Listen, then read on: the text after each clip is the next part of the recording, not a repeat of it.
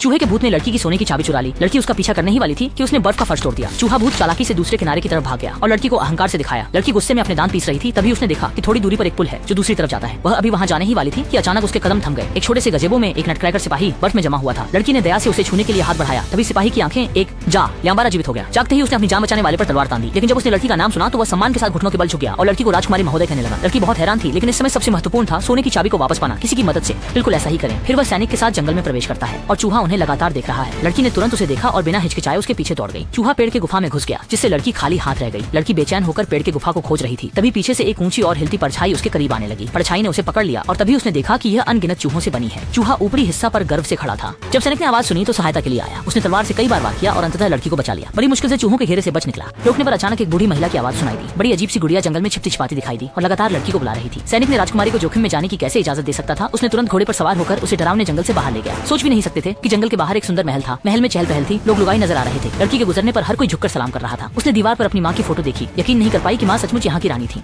और यहाँ 3 अन्य विभिन्न क्षेत्रों के राजा हैं। फूलों के मुकुट वाले फूलों के राजा, बर्फ से ढंके बर्फ के राजा और एकमात्र महिला शक्कर की राजा शक्करपुर।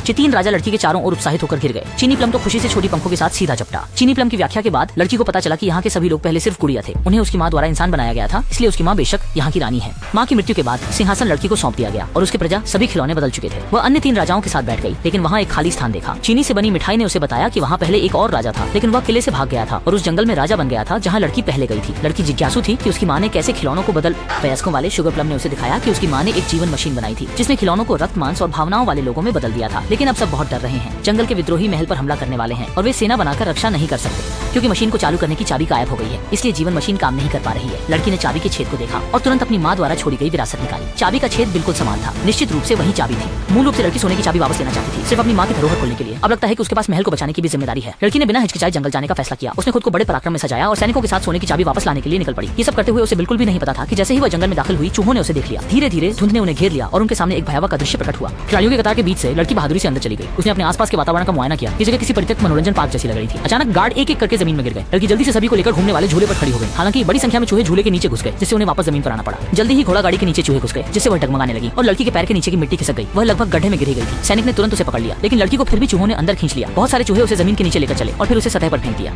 इस समय एक बड़ा हाथ उसे उठाकर एक बड़े खिलौने के स्कर्ट में फेंक देता है। लड़की ने सिर उठाया और एक जोकर देखा। वे मैट्रियोश का गुड़िया की तरह लगातार प्रकट हो रहे थे। अचानक एक घूमने वाली सीढ़ी शुरू हुई और लड़की को ऊपर भेज दिया। लड़की ने यहाँ एक सोने की चाबी देखी। वह उसे लेने ही वाली थी कि एक महिला ने उसे रोक दिया। सोने की चाबी उस अजीब महिला के हाथ में आ गई। लड़की उससे डरकर पीछे हटने लगी, पर जब अजीब महिला ने सुना कि लड़की की माँ का निधन हो गया है तो उसके चेहरे पर दुख छा गया। इस समय सैनिक पहले ही पीछा कर चुके थे और नीचे जोकरों के साथ लड़ाई में जुट गए थे। लड़की ने मौका देखकर अचानक हमला किया और सोने की चाबी पकड़ ली। सैनिकों के साथ बाहर निकल भागी।